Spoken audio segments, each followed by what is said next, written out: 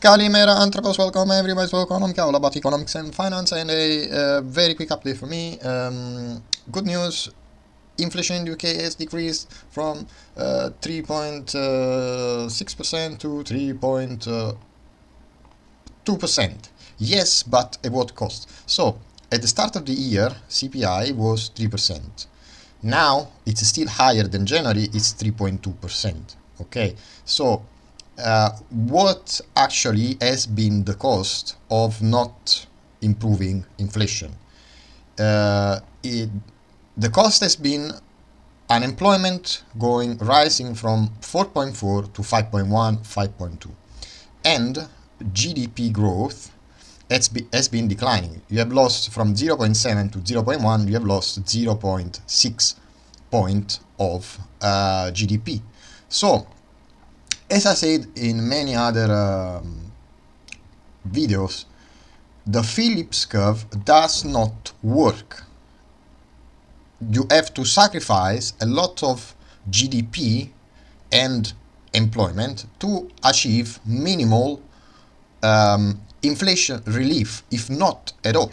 Okay, because CPI is higher than January. Okay, so managing aggregate demand, it's not the ideal approach, because if then you want to push this from 3.2 to 2%, okay, how much you have to give up on unemployment and on GDP? It means that you have to push the economy into recession, have way higher unemployment, because that's for 0.7, so you need to add 1.7, 1.8% points of unemployment. So you need to push unemployment to 6.8, 7% for having CPI at 2%. And you will need to push minus 0.6% quarter on quarter growth for 2, 3, or 4 quarters in a row. So you will have to sink the economy into a deep recession for achieving CPI at 2%, if we use the same proportion on a static measure. That's the wrong approach. And I repeat again the same thing. Managing aggregate demand is not the correct approach. Why? Because when you have rising unemployment, you have less tax revenue, and when you have negative GDP, your debt to GDP ratio widens up, because the deficit is going to widen again, and then in the debt to GDP ratio, then the debt, the stock of debt, and the flow, they're all going to show up.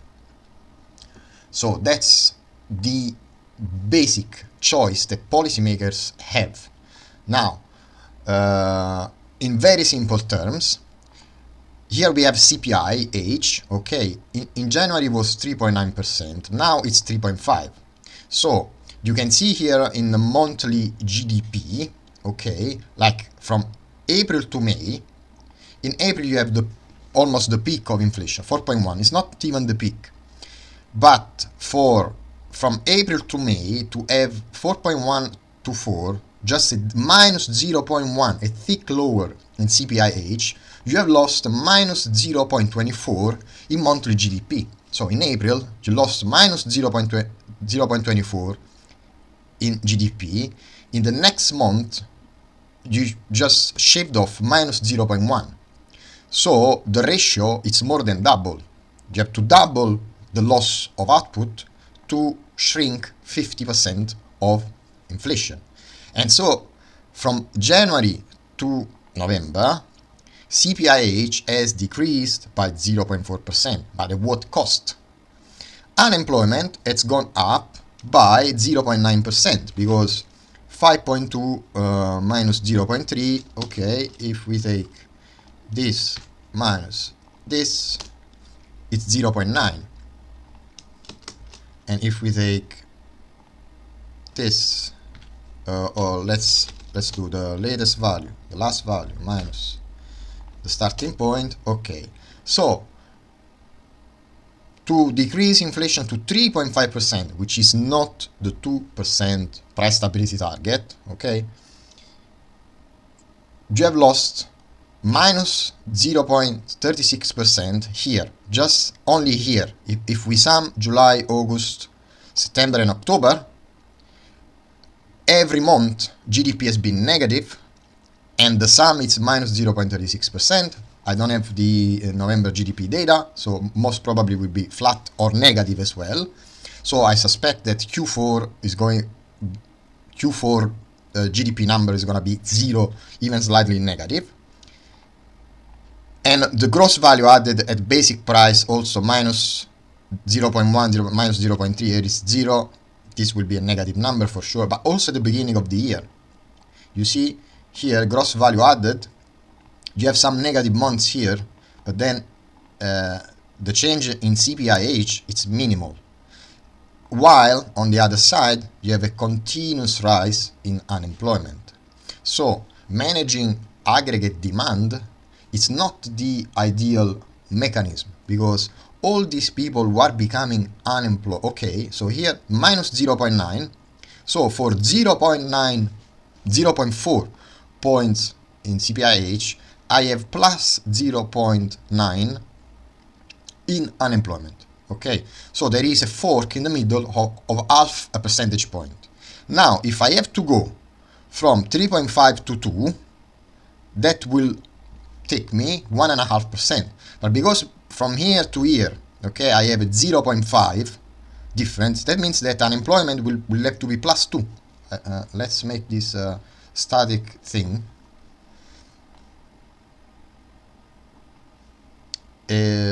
Just bear with me 1 second. Okay. So it's very simple. It's not difficult, but what I'm saying is that managing aggregate demand, it's not the right approach, because the economy goes into recession when you have the debt to GDP ratio. GDP, okay, in percentages. Now, if GDP goes down, this ratio is going to go up. And so what happens is that for basically having, now CPI, it's CPI, not CP1, CPI, it's 3.2 now, but it was 3% in January. So you are 0.2 points up CPI, CPIH, it's 3.5, and you shaved off minus 0.4% from January. But unemployment, the unemployment rate, it's up 0.9%, almost 1%, but by the end of the year will be up 1% to 5.1. By the end of the year will be 5.2. We are there, 5.1, okay, 52. 5.2. So you see here the ratio, CPI is not moving, CPIH is decreasing, so there are some components in CPIH which make it more, which are catching up with CPI, okay, because CPI excludes the housing component part of the inflation basket. So you have 0.9, 1% increase in unemployment, because we went from 4.4% in January to 5.1, 5.2. So to shrink 0.4, okay, you have jacked up unemployment by 0.9. Okay, so that's the thing, that the Phillips curve, it works, but sort of doesn't work, because you can push so many people into unemployment. Inflation does not budge. It does not give a damn of how many people are unemployed. And GDP, monthly GDP, month, has been minus 0.36% in the past, from July, in the past 4 months. 4 months, 5 months, 5 months. For 5 months. Okay? Taking into account November, which will be a negative month for GDP. So it will be 6 months. 1, 2, 3. Yeah, 5 months. Okay. So we have minus 0.36% 0.4% of GDP, if we sum the output, okay, we can take the average. If we sum the output every month, we see that the output has shrunk by minus 0.36. CPIH has shrunk by a similar amount, minus 0.4. Okay, unemployment in the whole year has gone up by 1% almost, 0.9. So at the end of the fanfare, managing aggregate demand, what makes? When people are unemployed, you have less tax revenue. Tax revenue. All the mumbo jumbo that you make and all the budget number, they all go out of the window because they are already out of the window. Less tax revenue, higher expenditure. Higher expenditure in what? In UC, Universal Credit. Okay, the famous automatic stabilizer. Go and watch my video. Be aware of the automatic stabilizer. Less tax revenue, higher expenditure in welfare. GDP, the debt to GDP ratio, GDP goes down. So all the debt, the stock and flow of the debt is going to show up. And so the debt to GDP ratio is going to be larger than what you are presuming, what the market knows that it is.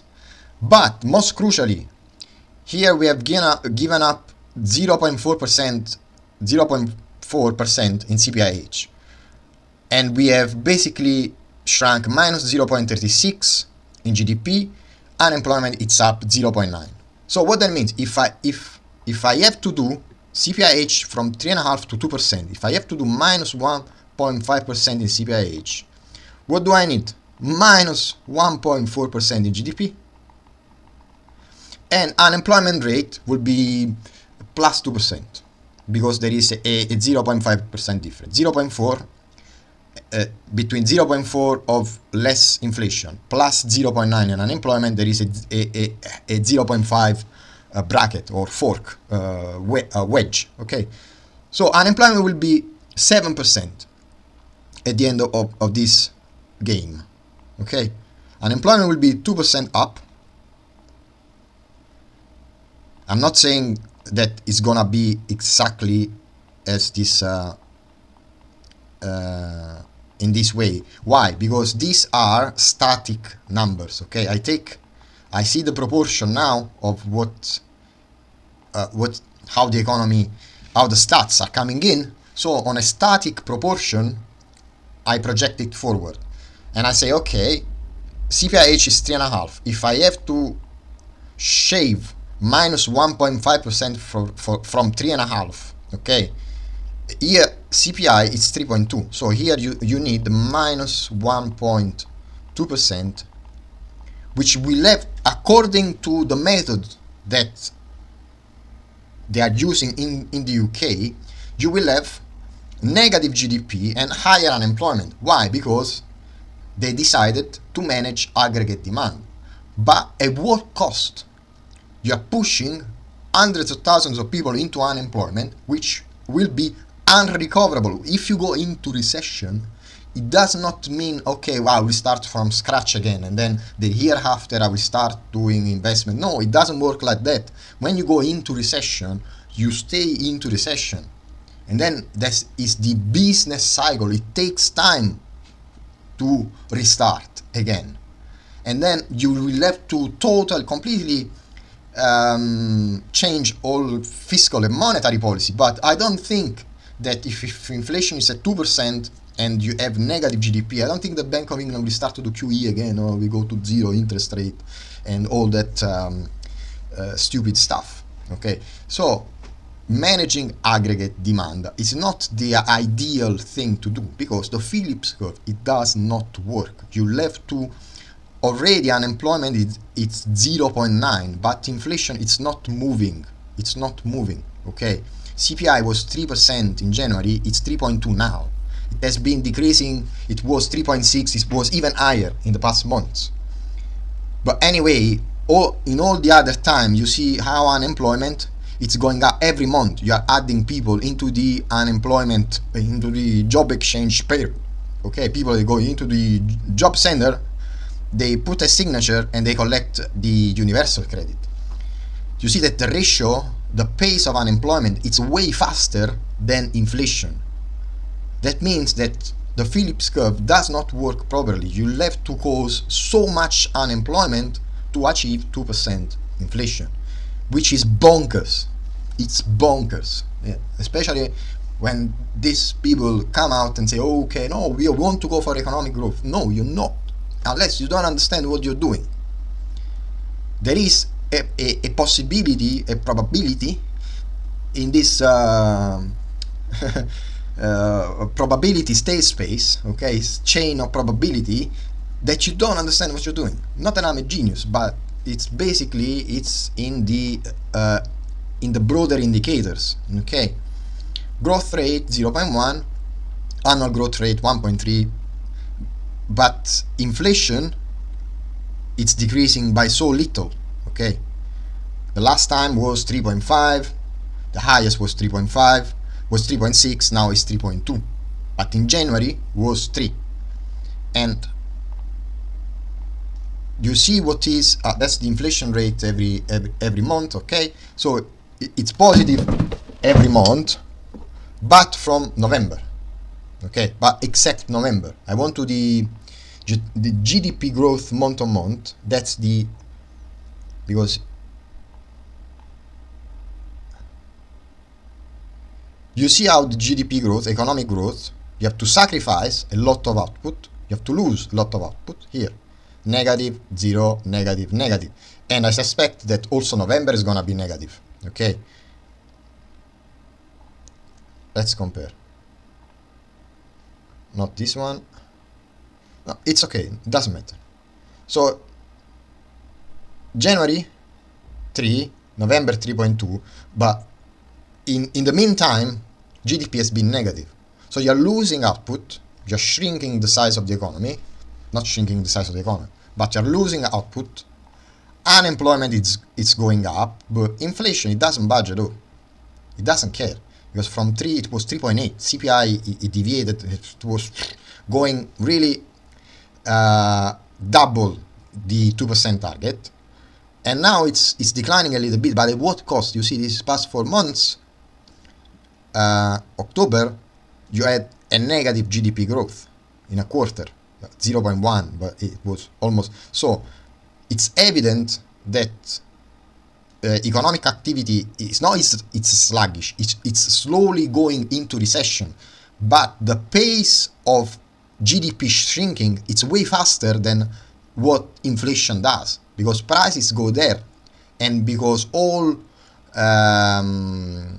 macroeconomic literature tells you that there is this thing which is called Calvo parameter that measures the persistency of prices, the persistency of an inflation shock, and it measures for how long businesses take to adjust prices. So when there is an inflation shock, how long firms keep pricing prices at that level. So prices go up, you have an inflation shock, firms, businesses, economic operators, economic agents, they have to adjust. So they put prices high for how long that lasts. It lasts, in the UK, it lasts for more than 4 quarters. So firms, they take a long time to adjust prices. So you can have slow economic growth, you can have rising unemployment, so you are depressing economic activity, you are depressing aggregate demand, but it takes way longer to show up into inflation data.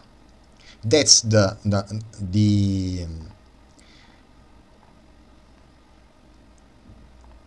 okay. So you see here, now that's November inflation data, the monthly data. We don't have the monthly data of GDP. See GDP here, month on month, inflation month on month. So July negative, these 4 months here, you see what is inflation. Okay, this is GDP, negative GDP. That's inflation. October was minus 0.1 economic growth, minus 0.1, again after September, after July, after 0 in August, inflation was 0.4. So it means that businesses, they are not adjusting, they are not able to adjust for lowering prices, but that doesn't matter. It doesn't matter because economic activity, it continues to slow down. So managing aggregate demand, okay, or constraining the ability of, even constraining aggregate supply, because limiting the making more expensive for businesses to hire workers, it constrains the supply of workforce, constrains the demand of workers, and so also the supply of workers changes behavior, because some people, they may drop out completely of the workforce and say, okay, I cannot bother at all to look for work, I can't be bothered, right? So it's evident that in prices, see what a shock in April, 1.2%, and see what was GDP, minus 0.2. So that's the recipe for a bad outcome, so that you will need to see these kind of numbers, plus 2% unemployment, minus 1.4% GDP, just about to bring CPI or CPIH from 3.2% to 2%. So you will not have cleared inflation, you will not achieve disinflation at all, but you only achieve price stability, sort of, okay, but the economy will be in recession, so the cost of doing this will be way greater, will outweigh way more the price stability aim, okay? So that's not the Bank of England fault. They will cut interest rates, they are trying to do something to stimulate growth. This has to do also with fiscal policy as well, because there is monetary policy, there is fiscal policy. So monetary policy can be restrictive because cost of borrowing for businesses can be high. It can be difficult to finance a business because banks, they are reluctant to provide credit for businesses. That's a component.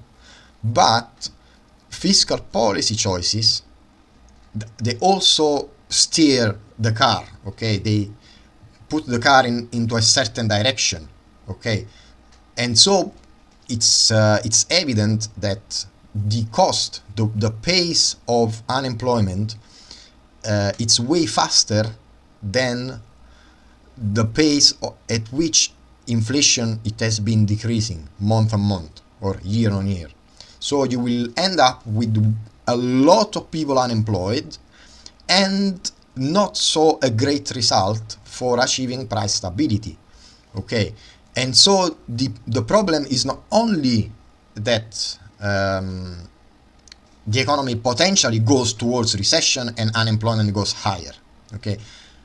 The problem are the consequences of that, because you have less tax revenue, you have higher expenditure in welfare state, the debt to GDP ratio expands, because whenever any economy goes into recession, it shows up immediately into the debt to GDP ratio, because it bumps up by 1, 2, 3, or 4% from a quarter to another, or from a year to another, with the same level of deficit that you have, okay? And then the GDP shrinks, then the debt to GDP ratio ends up being a larger number. It's natural. And so the consequences are that then how you will put these people into work? You will have to spend even more money. So that's the consequences of pushing an economy or a society into recession, because you have an inflationary problem. Then the consequences are way more expensive than the cost of managing inflation via other measures, which theoretically would be expand aggregate supply, like do what China does, okay, produce more stuff, so increase the production so that I can keep prices stable, or I can have even disinflation. That's one example. It can be China, or it can be, I don't know, India. So try to expand aggregate supply. It's easier to say than to do it, but crushing the labor market, crushing economic growth, then down the line it has way far higher costs than stimulating production, supply, aggregate supply, incentivize investment, incentivize employment. Okay, so stimulating the economy in doing more, and then there are a whole myriads of things that you can do to manage inflation. You can ask businesses to keep to control their price hikes. You can monitor how the dynamic adjustment of prices happens when there is this all these apps like the Uber, the takeaways, all these digital dynamic adjustment of prices. You can focus on that and see how much prices for the same item do increase. If I order my grocery shopping from Deliveroo, how much the price bump up compared to the same person that walks down the road and goes into Sainsbury's or into any other grocery shop and does the shopping. So how much the delivery service bumps up the price of stuff.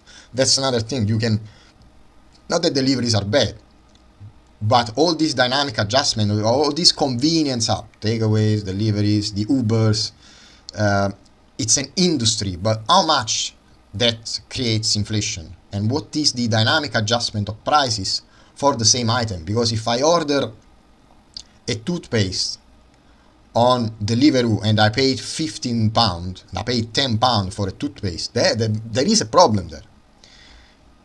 Because if I walk into Sainsbury and I want to buy the most expensive toothpaste, I can pay £5-7. You want to the Blanks, the whitening toothpaste, you can pay 5-7 quid. So there are many ways to control prices into the economy, or to have a proactive monitoring of firms and what is their behavior in the market, when they are pricing their items. So I don't have to waste my time any longer. So be aware of the automatic stabilizer. Be aware that inflation keeps going up, but unemployment goes up as well. So inflation, it's decreasing very slowly.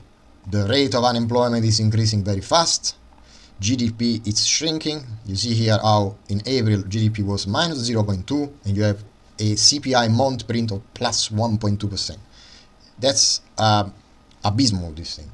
So depressing economic growth, it's really a lot damaging for the whole socio-economic construct. It's very damaging, because then when you end up in recession or you have high unemployment, inflation is sticky. Business, they don't adjust prices. They take 2, 3, 4 quarters to adjust their price. Inflation will take longer to go to 2%.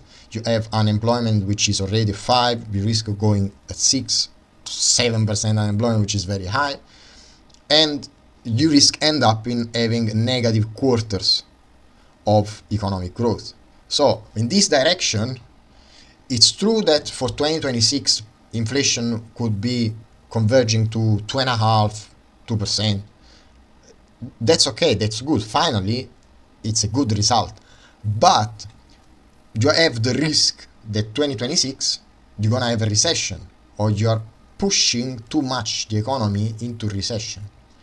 And so there is a very difficult trade-off in terms of policy making to balance growth, balance inflation, balance the labor market. And you see here how you have negative months of growth, unemployment, it has a very fast pace, very high, and CPIH only shaved off minus 0.4. So there is too much of a wedge between the pace of inflation or prices adjusting towards the price stability target of 2%, and the fast pace of unemployment, and the consistent month-on-month shrinking of GDP growth, because months then become quarters, and then you risk a technical recession. Once the economy goes into technical recession and you have high unemployment, all the budget that you have made, you basically have to throw the book in the bin and start again, and new fiscal policy, new monetary policy. So it's the inconsistency. I want to emphasize this word, because what I'm repeating is that the numbers in the OBR and in the budget, they are inconsistent, because the dynamic adjustment into the economy, they do not prove that you will have 4% unemployment and 2% inflation. You will have 6% unemployment and eventually 2.5% inflation. And eventually you will have negative economic growth. You will not have 1.3, 1.5 GDP growth, but you risk of being at 1%, even lower, if not recession, to achieve in lowering inflation. So that's not the it's I know it's humongously difficult. It's ginormously difficult to do that. Is the last thing that any policymaker likes to do. Send the economy into recession and people unemployed to manage inflation. But at the end of the day, it's not the effective method of achieving price stability. And there are way other methods, and in the UK there are so many other things which are cause of inflation that are not at all related to economic growth or to unemployment, because another big factor of the inflation cost is the issuance of debt, all that kind of stuff, all the debt that's linked to inflation and all those sorts of things. So I hope that there can be better growth in 2026, and that everything goes hunky-dory and inflation converges to 2%. I don't mind, but they are very evident that the pace of unemployment has increased dramatically, and it's way faster than the inflation number, which month on month they are still positive. So inflation is not decreasing enough, while unemployment is increasing a lot. So you can have 6-7% unemployment, and then inflation will still be at 2%. And so that's the risk that actually the UK, it's policymakers in the UK, that's the risk that they are taking. And I see down the road what's gonna happen. But you see it clearly, that unemployment goes up way far higher, inflation slowly goes to 2.5%, you have very low economic growth, so all the numbers in the exchequer, they start not to add up, because you have less tax revenue, you have more expenditure on the welfare state, the debt to GDP ratio goes bonkers. And so that's my warning, is that that's not the right approach for achieving a price stability, because the cost of doing that, it's way more harmful than utilizing other methods and addressing focusing on prices, on inflation, on firms' behavior, rather than what people are doing. Okay, I will leave people free to go to work and not tax employers. Okay, so the tax on productions, the subsidies, those are drugs. They create this slow growth, and they create friction, and then firms, they are forced to hike prices because they are taxed too much, because they receive subsidies, and that's another thing. So Anyway, I'm not here to suggest what to do, what else, but there are many other methods to control prices, to make sure that firms, they do not exploit basically what is the inelasticity of certain goods, which are basic items, so forth and so on. And what can I say? Let's wish you all a Merry Christmas, and I will see you into the next video with more content.